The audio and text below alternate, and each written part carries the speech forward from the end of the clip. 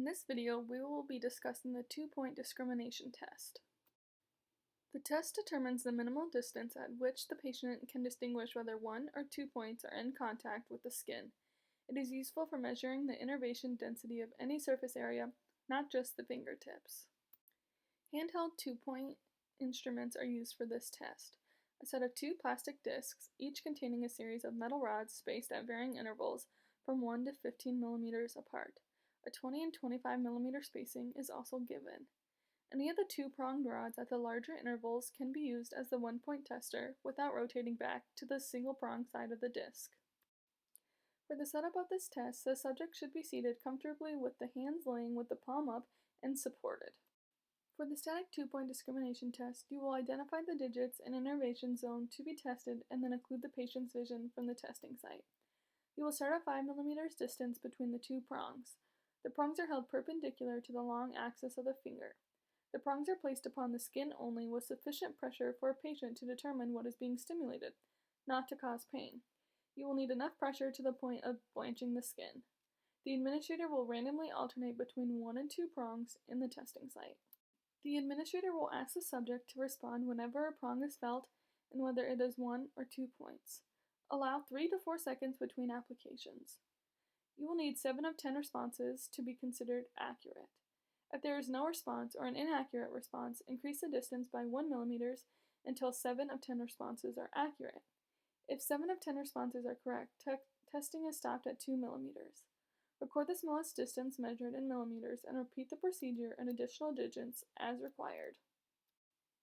For the moving two-point discrimination test, identify the digits and innervation zone to be tested and then occlude the patient's vision from the testing site.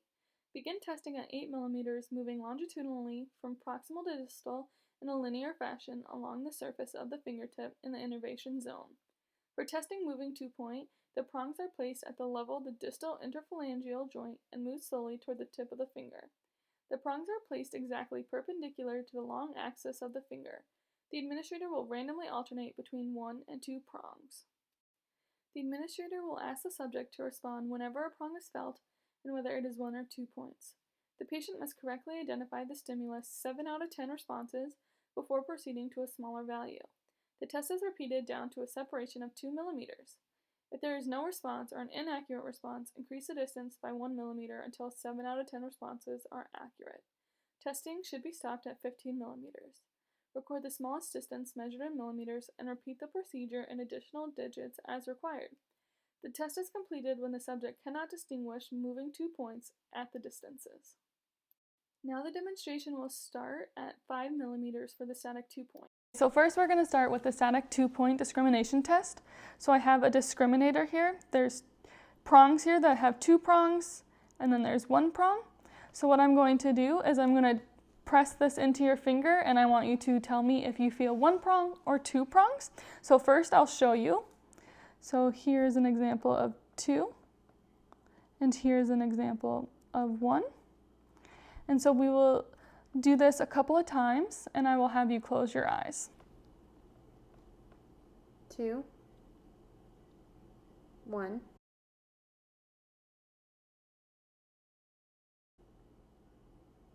1, 1.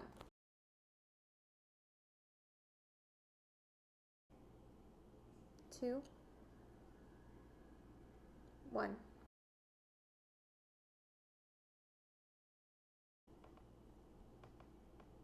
1,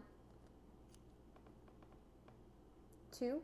The subject was unable to identify 7 out of 10 responses correctly at 5 millimeters, but was able to identify 7 out of 10 responses correctly at 6 millimeters, and therefore would rate as fair sensation.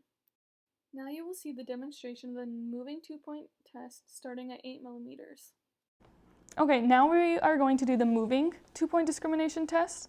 So I'm going to take the prongs again, and instead of pressing into the skin, I'm going to be pressing into the skin but moving. So it will be like this. Okay. And here is a 2. And you will do the same thing. You will just say either 1 or 2. 1, 2.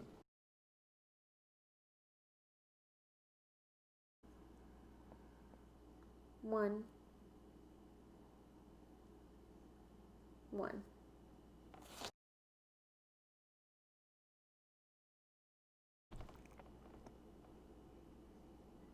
2, 1,